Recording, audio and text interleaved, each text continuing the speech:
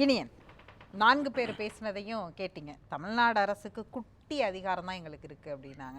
பெரிய அதிகாரத்தை கேள்வி கேட்கக்கூடிய அதிகாரப்பூர்வ எதிர்கட்சி. உங்களுடைய பார்வை என்னவா இருக்குது? உங்களுடைய போன யூபி ஆட்சியில் தான் அப்போ சார் சொன்ன மாதிரியான, தேவனையன் சொன்ன மாதிரியான சட்டங்கள் கொண்டு வரப்பட்டது. இன்றைக்கி எதை செய்திருக்க வேண்டும்? இன்றைக்கி உச்சநீதிமன்றம் கொடுத்துருக்கக்கூடிய இந்த தீர்ப்பு எப்படி பார்க்குறீங்க நீங்கள்? இல்லை, முதல்ல இந்த தீர்ப்பை நாங்கள் வரவேற்கிறோம். அதுக்கு முன்னாடி 2022ஆம் ஆண்டு ஒன்றிய அரசு என்ன பண்ணாங்கன்னா, இந்த போனோகிராஃபிக் சைட்ஸ் மேலே ஒரு பேன் கொண்டு வந்தாங்க, ஒரு ஜிஓ மூலமாக. ஆனால் இன்றைக்கும் பார்த்தீங்கன்னா விபிஎன் மூலமாக, ப்ராக்சி சைட்ஸ் மூலமாக அக்சஸ் பண்ணக்கூடிய ஒரு வாய்ப்பு இருக்க தான் செய்யுது. அப்போது இது பேன் அப்படின்றது எந்த அளவுக்கு இது பேன்ன்றதை தெளிவுபடுத்தக்கூடிய அளவில் ஒன்றிய அரசு இருக்கணும். இப்போது அதை தாண்டி அதுக்குள்ள ஒரு டிபார்ட்மெண்ட்டாக இருக்கக்கூடிய இந்த சைல்டு போனோகிராஃபி இன்றைக்கி மிகப்பெரிய சர்ச்சையாக இருக்கிறது. அதன் குறித்து தீர்ப்பு வந்திருக்கிறது. அப்போது இது வந்து எங்களுக்கு எந்த மாற்று கருத்தும் இல்லை. நிச்சயமாக இது தடை செய்யப்பட வேண்டியது. இது வந்து பார்ப்பது தப்பு இல்லை, ஷேர் பண்ணால் தப்புன்ற அந்த தீர்ப்பு ஜஸ்டிஸ் ஆனந்த் வெங்கடேஷ் தீர்ப்பு வந்து எனக்கு வேடிக்கையாக இருக்குது. அது சிரிப்பு தான் வருது. முதல்ல எனக்கு வரும்போதே நான் சிரிச்சு தான் அந்த தீர்ப்பு சார்ந்து. இப்போ அதுக்கு ஒரு பெரிய ஒரு குட்டு வைத்திருக்கிறது உச்சநீதிமன்றம். அது நாங்கள் வரவேற்கிறோம். ஆனால் அதில் என்ன சொல்லியிருக்காங்கன்னா, அந்த தீர்ப்பினுடைய முடிவில் இந்திய அரசு வந்து ஒரு ஆர்டினன்ஸ் கொண்டு வரணும், அதன் மூலமாக இதற்கு ஒரு நிரந்தர தீர்வு காணணுன்ற மாதிரியான ஒரு சட்டத்தை வந்து கொண்டு வரணும்னு சொல்கிறாங்க. இப்போது அந்த மாதிரி ஒரு கிளைமேட் வந்து இந்த அரசிடம் இருக்கிறதா அப்படின்னு ஒரு பெரிய கேள்வி நம்ம பார்க்கணும் இங்கே. ஏன்னா கடந்த ஆண்டுகளில் உங்களுக்கு குழந்தை தொழிலாளர் தடுப்பு சட்டம் 1986 கொண்டு வந்தது காங்கிரஸ் அரசு. அதே மாதிரி குழந்தை திருமண தடை சட்டம் கொண்டு வந்து காங்கிரஸ் அரசு, போக்சோ கொண்டு வந்து காங்கிரஸ் அரசு. இப்போ காங்கிரஸ் அரசு பல இடங்களில் குழந்தைகள் சார்ந்து, உரிமைகள் சார்ந்து பல விஷயங்களை நாங்கள் முன்னெடுத்து செஞ்சுருக்கிறோம். ஆனால் பாஜகவினுடைய ஐடியாலஜி, அவங்களுடைய ப்ராசஸ் எப்படி இருக்கிறது குழந்தைகள் சார்ந்துன்றதுல ஒரு பெரிய கேள்வி இருக்குது. ஒரு சின்ன உதாரணம் சொல்கிறேன். 2008 அந்த கத்துவால வந்து ஆசிஃபான்ற பெண் குழந்தை வந்து பாலியல் வன்கொடுமை உள்ளாக்கப்பட்ட பொழுது 7 பேரால் 2000 நீங்க பேர் சொல்லாதீங்க. அது வந்து 2018 அந்த வழக்குல வந்து பாத்தீங்கன்னா, அந்த குற்றவாளியை வந்து பாதுகாப்பதற்காக பாஜகவை சார்ந்தவங்களே வந்து தேசிய கொடியை தூக்கிக்கிட்டு 2 அமைச்சர்கள் உட்பட வந்து ஊர்வலம் போனாங்கன்றது யாரும் மறுக்க முடியாது. அப்போ பாஜகவினுடைய பார்வை எப்படி இருக்கு? இவங்கெல்லாம் ஆர்டினன்ஸ் கொண்டு வருவாங்களா அப்படின்னு ஒரு பெரிய கேள்வி இருக்கு. ரெண்டாவது, நம்ம இந்திய சமூகம் சார்ந்து ஒரு குறிப்பிட்ட கட்சியுள்ள ஒரு பகுதியில் நடக்கிற பிரச்சனையை வச்சு ஒட்டுமொத்தமாக தேசிய அளவில் கொள்கை வரையறை பண்ற ஆளும் கட்சி மீதான விமர்சனத்தை நம்ம வைக்க முடியுமா? இல்லை, எப்படின்னா நீங்க 2014 இருந்து 2019 வரைக்கும் கிட்டத்தட்ட 4 மாநிலங்களில் பாஜக அரசு வந்து இந்த செக்ஸ் எஜுகேஷனை தடை செஞ்சிருக்கிறாங்க. குறிப்பாக சத்தீஸ்கர், மகாராஷ்டிரா, மத்திய பிரதேஷ் மற்றும் குஜராத்தில். அப்போ இதில் தான் தெரியுது அவங்க எந்த அளவுக்கு பிற்போக்குத்தனமாக சில விஷயங்களை அணுகிறாங்கன்னு தெரியுது. இப்போ நம்ம எல்லாரும் பேசும்போது முற்போக்காக நம்ம வந்து குழந்தைகளுக்கு பாலியல் கல்வி தேவை, அதன் மூலமாக சில விஷயங்களை தடுக்க முடியும்னு ஒரு கருத்தை முன்வைக்கிறோம்ல. அதன் குறித்து அவங்க பார்வை தவறாக இருக்கிறது. அவங்களுக்கு போய் நம்ம என்ன அறிவூட்ட முடியும் இந்த இடத்துல போய் நீங்கள்?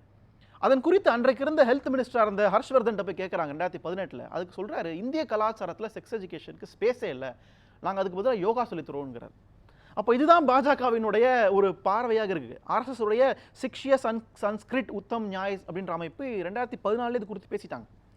இந்தியாவுக்கு பாலியல் கல்வி தேவையில்லை அப்படின்ற மாதிரி. அப்போ இவங்க எந்த மாதிரி குழந்தைகளை பார்க்குறாங்க, எந்த மாதிரி வந்து எதிர்காலத்தை பார்க்குறாங்க? காங்கிரஸ் இதை நாடாளுமன்றத்தில் எப்படி எடுத்து செல்லும்? அவங்க பேசியிருக்கிறாங்க, அவங்க வந்து இதற்கான கன்சர்னை பண்ணலைன்னா இதை நீங்கள் எப்படி எடுத்து செல்ல போகிறீர்கள்? நிச்சயமா இப்போ தீர்ப்பு வந்திருக்கு. இப்போ அடுத்து வந்து தலைவர் ராகுல் காந்தி இது குறித்து அழுத்தம் தெரிவிப்பார் அடுத்து வரக்கூடிய கூட்டத்தொடரில்ன்றதுல எனக்கு நம்பிக்கை உண்டு. இன்னொரு விஷயம் என்னன்னா, நீங்கள் 2013 காங்கிரஸ் அரசு, மன்மோகன் சிங் அரசு ஒதுக்கிய நிதி பட்ஜெட்டில் 26,000 கோடி ரூபாய், 77,000 கோடி ரூபாய். ஆனால் இந்த ஒன்றிய அரசு 2024 ஒதுக்கிய ரூபாய் வந்து 26,000 கோடி ரூபாய். கிட்டத்தட்ட 51,000 கோடி ரூபாய் டிஃபரன்ஸ் இருக்குது. 51,000 crores குறைச்சிருக்கிறாங்க.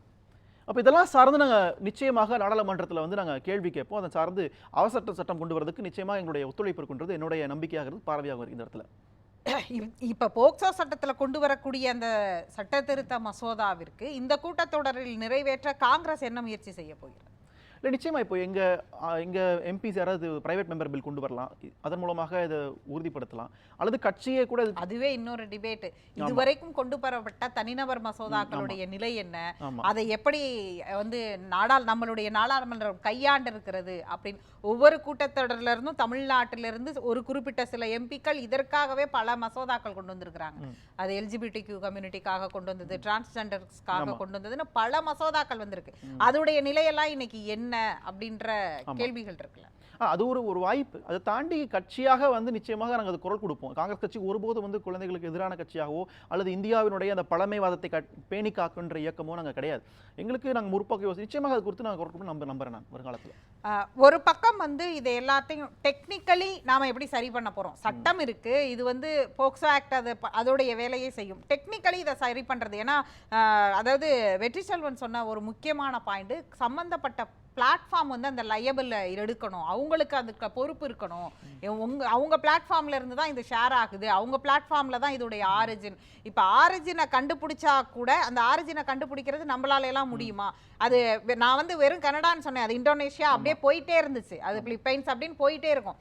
அப்ப எங்க அந்த வீடியோவோ அந்த போட்டோவோ அப்லோட் பண்ணப்பட்டுச்சுங்கிற ஆரிஜினை கண்டுபிடிச்சா கூட அதை அந்த சம்பந்தப்பட்ட பிளாட்ஃபார்ம் சம்பந்தப்பட்ட காவல்துறை அரசுக்கு சொல்லுதா முதல்ல அப்படிங்கிற இடத்துல இருந்ததுல இதெல்லாம் கேள்வி இருக்குல்ல. இதை சார்ந்து தொழில்நுட்பம் சார்ந்து காங்கிரஸ் கட்சியுடைய பார்வை இது அடுத்த கட்டத்துக்கு நகர்த்துறதுக்கு என்னவா இருக்கு? அதுதான், நீங்க இன்றைக்கு இந்திய அரசு கிட்ட இல்லாத தொழில்நுட்பமே கிடையாது. பெகாசஸ் மாதிரியான உளவு பார்க்கின்ற பல கோடி ரூபாய் கொடுத்து வாங்கக்கூடிய அளவில் தான் இந்திய அரசு இருக்கு. அதுக்கான பொட்டன்ஷியல் அவங்க கிட்ட இருக்கு. அப்போ அதுல கவனம் செலுத்தக்கூடிய ஒரு அரசு இங்க இந்தியாவில் இருக்கக்கூடிய குழந்தைகளுடைய பெண்கள் சார்ந்து நலன் சார்ந்து யோசிச்சு அதுக்காக நிதி ஒதுக்கி அதன் மூலமாக நீங்க ஒரு சாஃப்ட்வேரையோ இல்லை ஒரு டெக்னாலஜியோ வாங்கி இம்போர்ட் பண்ணி அதன் மூலமாக நீங்க செயல்வதற்கான எல்லா சக்தியும் ஒன்றிய அரசிடம் உண்டு. அது நிச்சயமாக காங்கிரஸ் ஆட்சிக்கு வரும் பட்சத்தில் நாங்கள் செய்வோம். அதில் எங்களுக்கு எந்த மாற்று கருத்தும் இல்லை. 2021 சட்டமன்ற தேர்தலில் கூட எங்கள் தேர்தல் அறிக்கையில் நாங்கள் பல விஷயங்களை குறிப்பிட்டு சொல்லியிருந்தோம். இந்த 2024 கூட நாங்கள் சில கருத்துக்களை நாங்கள் மேடைகளில் பேசியிருந்தோம் மற்ற கட்சிகளை விட. அப்போது இதை சார்ந்து நாங்கள் நிச்சயமாக ஆளும் கட்சியாக வரும்போது நாங்கள் குறித்து செயல்பட நான் நம்புறேன். நான் பேசலாம். இப்ப ஏஐ டெக்னாலஜியோடைய வளர்ச்சின்னு இருக்கு. நீங்க ஒரு சம்பந்தப்பட்ட குழந்தைய நீங்க பயன்படுத்துறதற்கும் குழந்தை மாதிரியான ஒரு ஆர்டிஃபிஷியல் இன்டெலிஜென்ஸ்லயோ ஆகுமெண்ட் ரியாலிட்டியிலயோ ஒரு வெர்ஷனை யூஸ் பண்றதுக்குமான வித்தியாசம் இருக்கு. அதை சார்ந்தெல்லாம் நாம சட்ட ரீதியா தயாராயிருக்கிறோமா அப்படின்னு ஒரு கேள்வியும் இருக்கு இல்லையா? இல்லை, நிச்சயமா இல்லை. இது இத்தனை ஆண்டு காலம் இல்லை. நீங்கள் டிஜிட்டல் மார்க்கெட்டிங்கில் வாங்குற டிஜிட்டல் மார்க்கெட்டிங் மூலமாக இ-காமர்ஸ் மூலமாக வாங்குற எந்த பொருட்களுக்குமே நீங்கள் அது லயபிள்ன்ற மாதிரி தான கருத்துக்கள் இருக்குது. கன்சூமர் கோர்ட்டுக்கு நீங்கள் போக முடியாது. அப்போ அந்த மாதிரி விஷயங்களை தான் இன்னும் நம்ம அப்டேட் பண்ண வேண்டியது, சட்டங்களை திருத்தப்பட வேண்டிய தேவை இருக்கிறது. அதன் குறித்து நாங்கள் கேள்வி கேட்டு தான் இருப்போம், குரல் கொடுத்து தான் இருப்போம்.